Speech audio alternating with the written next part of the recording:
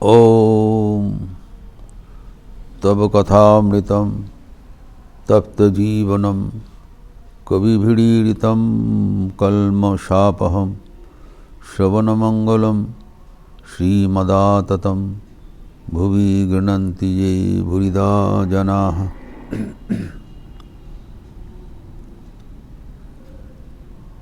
मन का नियंत्रण का बात चल रहा है। हम लोग देखे हैं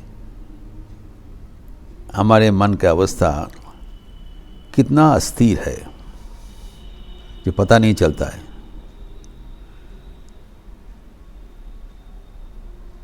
स्वामी विवेकानंद का जो दृष्टांत, एक उन्मादग्रस्त बंदर पिया हुआ है, बिच्छू उसको काट लिया और भूत उसके सिर में चढ़ गया। वैसी हमारा मन है, ऐसी अस्थिर है, फिर नाना प्रकार वासना कामना से नशाग्रस्त है, फिर ईर्ष्या का वृश्चिक से दंशित है और अहंकार का भूत तो सिर में चढ़ गया।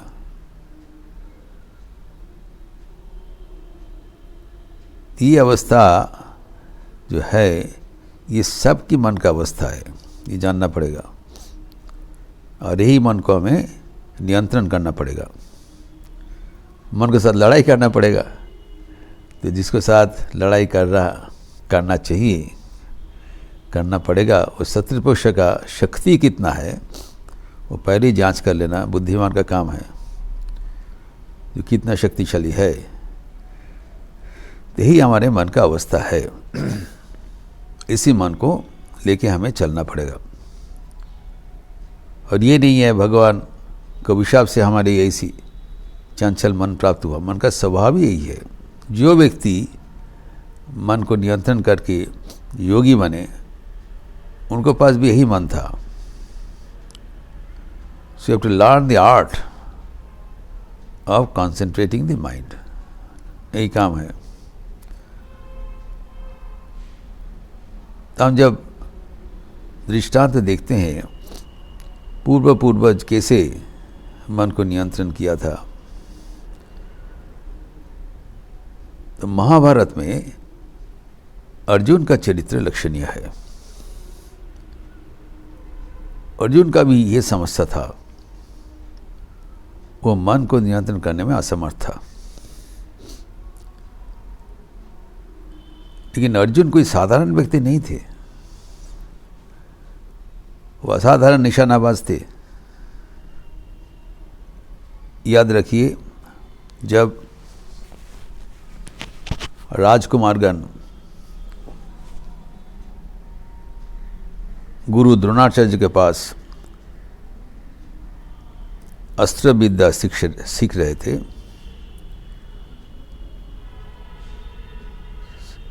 सब उन लोग तीरंदाज बना, तो उनको परीक्षा लिया द्रोणाचार्य जी ने। सब राजकुमारगण को प्रांतन में ले गया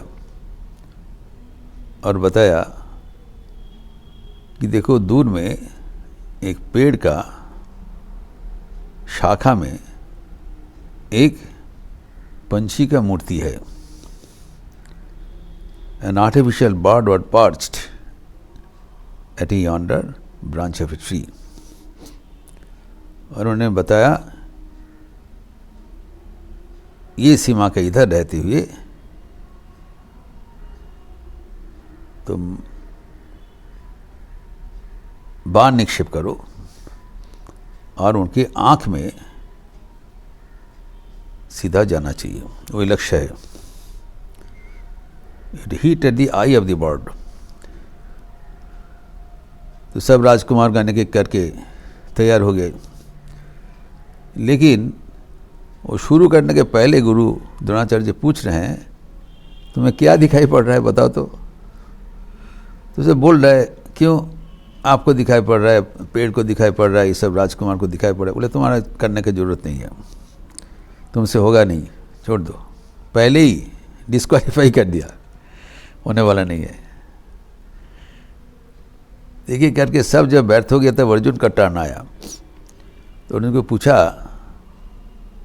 तुम क्या देख रहे हो? बोला सर मैं सिर्फ पंछी का आंखें दिखाई पड़ रहा है और कुछ नहीं दिखाई पड़ रहा है। I don't see anything else except the I of the bird. वही मेरा टारगेट है। तब गुरु द्रोणाचार्य प्रसन्न हो गए। हियर इज माई बॉय, मान चलाओ। और वो सफल हो गए। इसी था अर्जुन का लक्ष्य भेद का दक्षता। फिर आगे चलकर हम देखते हैं जब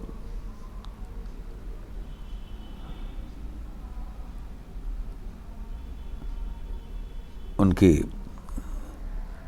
द्रौपदी का जब स्वयंवर हुआ तब वो भी एक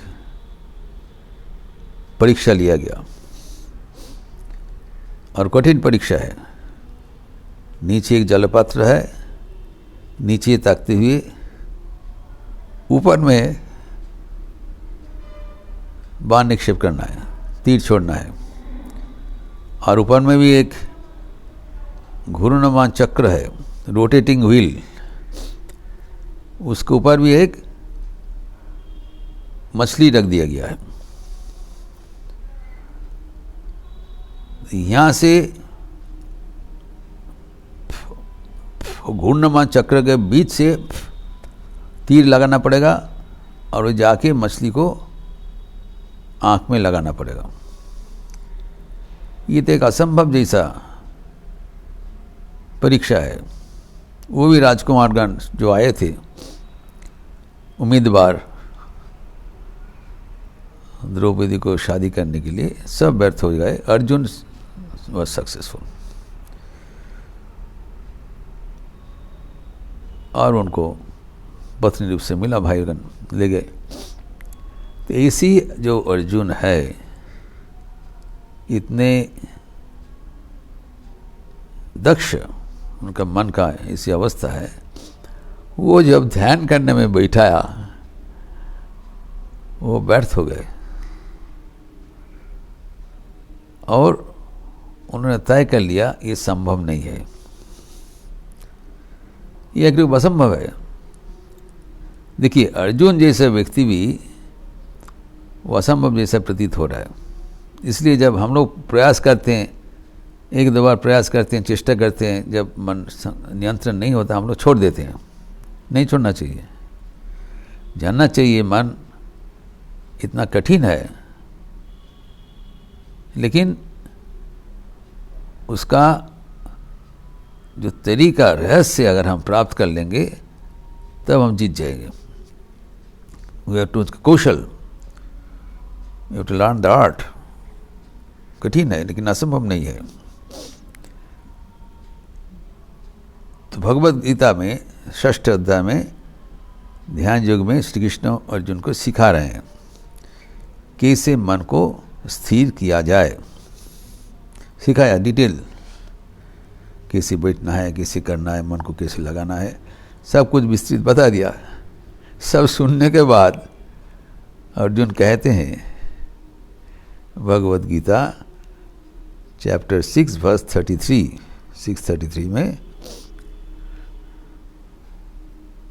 एतद् योगम त्वया प्रोक्तम साम्येन मधुसूदन एतस्य हम न पश्यामि चंचलता स्थिति स्थिराम।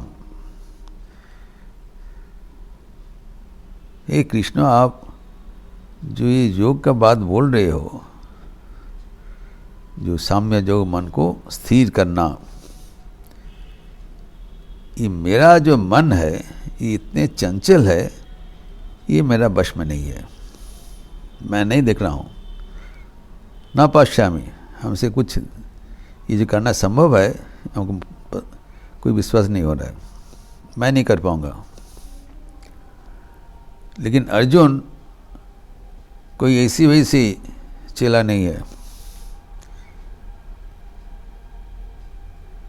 उनका जो अक्षमता, इनेबिलिटी, उसका कारण दर्शाते हैं अर्जुन। परवर्ती श्लोक में अर्जुन जो निवेदन किया वो हमारे सबका मन का वाणी है। It's a very important verse of the Bhagavad Gita, chapter 6 verse 34। चंचलम ही मन कृष्ण प्रमाथि बलवदृढ़ तस्याहम निग्रहम मन्ये वायुरिव सुदुष्करम। क्यों? वाई? इट इज इम्पॉसिबल लगता है, इनफिजिबल लग रहा है। कारण मन का 4 अशुभताएं हैं। और जिन विश्लेषण किया, मन प्रथमतः स्वभावतः चंचल है।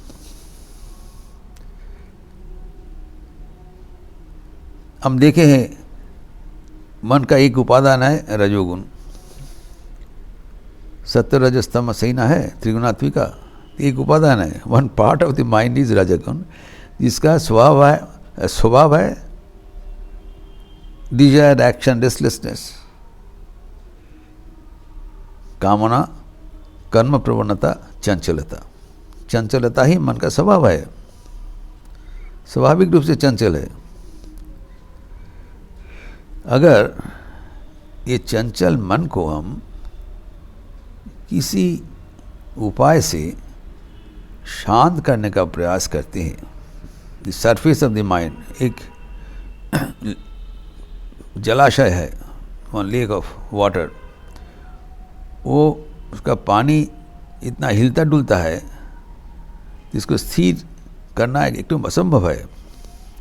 अगर किसी प्रक्रिया से पानी का सरफेस, ऊपर का स्तर स्थिर कर दिया जाए, उसमें भी समस्या समाधान नहीं हुआ, क्योंकि उसका नीचे नाना प्रकार का अस्थिरता है।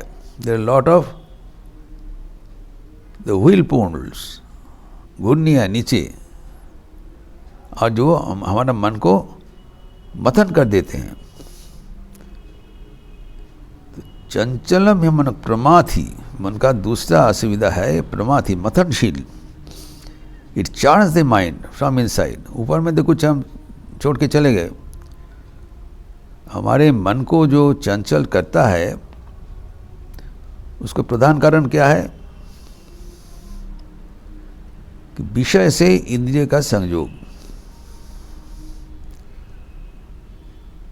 विषय इंद्रिय संयोगाद जत्तदग्नि मृतोपम परिणामे विषमिव तत्सुखम राजस संस्मृतम। जो राजस का जो सुख है वो विषय के साथ इंद्रिय का संयोग से ही ना होगा, और उससे मन चंचल होगा। तो अगर हम विषय से इंद्रियों का संयुक्ति बंद कर दे, स्विच ऑफ फिजिकली, तब तो मन तो चंचल नहीं होना चाहिए।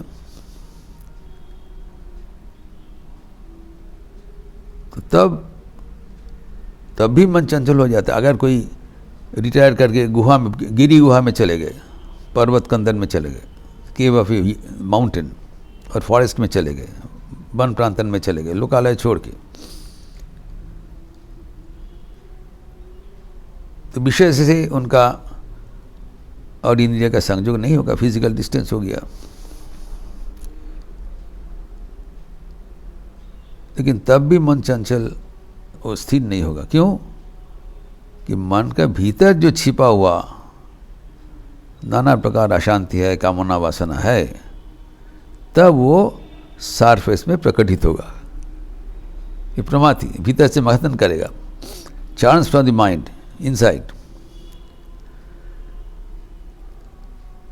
अच्छा, जब चार्ज ऑफ माइंड करने हैं तब हम जबरदस्ती करके मन को स्थिर करना संभव है। अगर कोई चीज़ हिलता डुलता है, हम फोर्स लगा के जबरदस्ती करके उसको शांत करने का प्रयास कर सकता हूँ, लेकिन वो भी नहीं होता है। क्यों? ये बहुत बलवान है, is very mighty, it is restless, it is turbulent, third it is mighty, अत्यंत बलवान। मन यद्यपि सूक्ष्म है, दिखाई नहीं पड़ता है, ये सीख पहले ही सीख लेना चाहिए the great lesson to learn at the very beginning. Do not try to force the mind. जबरदस्ती ना करे, एडवर्स इफेक्ट होगा, उन्माद होने का संभावना है। मन के साथ छेड़छाड़ ना करे, वो खतरनाक है, क्योंकि ये बलवान है, is many times mightier than our physical strength. पहले कहा गया कि हमारे शारीरिक जो ताकत है वो सीमित है, मन का ताकत असीमित है, यद्यपि दिखाई नहीं पड़ती, सूक्ष्म है, तो बलपूर्वक मन को शांत करना संभव नहीं है। जोर मत लगाइए, एडवर्स इफेक्ट होगा। तो और एक उपाय है, अगर जोर नहीं करने से वो समझा नहीं तो उसको समझा भी जाके कुछ हम कौशल कर सकते, काउंसलिंग, मन को समझा बुझा के देखो ऐसे नहीं करना चाहिए। जैसे बच्चे को हम लोग वो समझाते हैं, बच्चा कभी कभी समझता नहीं और सब समय उनको बलपूर्वक भी हम समझा नहीं पाएंगे, तो हम लोग क्या करते हैं, उसको काउंसलिंग करते हैं, समझा देते हैं, देखो ऐसी करो, नाना प्रकार की भुला देते हैं। लेकिन ये भी नहीं होगा, कारण ये हठी है, ऑब्स्टिनेट, दृढ़। वो जो चाहेंगे वो करेंगे, आपका कोई बात मानने वाला नहीं है। जिसे बच्चा कहते हैं, कोई दुकान में जाके कोई खेल का सामग्री मांगा, आपने कितने भी समझाया ये तुम्हारे लिए हानिकर है, कि कुछ खाने चाहा ये तुम्हारा हानिकर है, वो समझाएगा नहीं, नहीं हमको वही चाहिए। मन ऐसे हठी है, गौण, इट इज ऑब्स्टिनेट। तो मन का 4 अवस्था है, एक तो चंचल है, दूसरा मतनशील है, फिर अत्यंत शक्तिशाली है एवं हठी है। तो कैसे हम इसको समझाएंगे? इसको ये मन को एक बिंदु पर स्थिर करके रखना कैसे असंभव है? जैसे कुछ वायु को एक जगह में इकट्ठा करके रखना। वायु is, wind is always blowing, जो हवा है, वायु है, इज ऑलवेज इधर उधर भगता है। तो हवा को एक जगह में कैसे रखेंगे? सब समय चलमान है, तो हवा को एक जगह में रखना जितना आपात तो असंभव है, वैसे ही मन को एकत्र करना असंभव है। ये अर्जुन का निर्णय है, और वो अपना अनुभूति का बल पर बोल रहे हैं। कौन अर्जुन? जो इतने दक्ष निशानाबाज है। तो अगर अर्जुन की अवस्था है, हम सबका अवस्था भी समझ लीजिए। So how difficult it is to control the mind.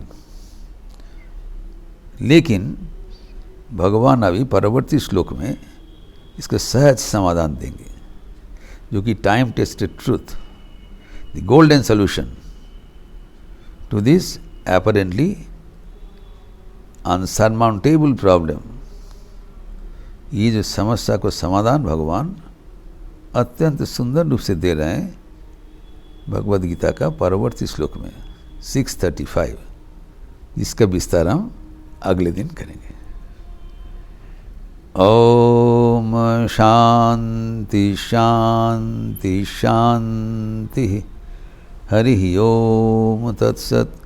Shri Ram कृष्णार्पणमस्तु। आज शुक्रवार का अवसर है, 10:30 बजे श्री माँ की बातें पर शारदा संघ क्लास है, वर्चुअल क्लास, और शाम को संध्या आरती के बाद नारद भक्ति सूत्र का प्रवचन है। आप लोग सब स्वागत है। अच्छे रहिए, स्वस्थ रहिए, आनंद में रहिए। नमस्कार।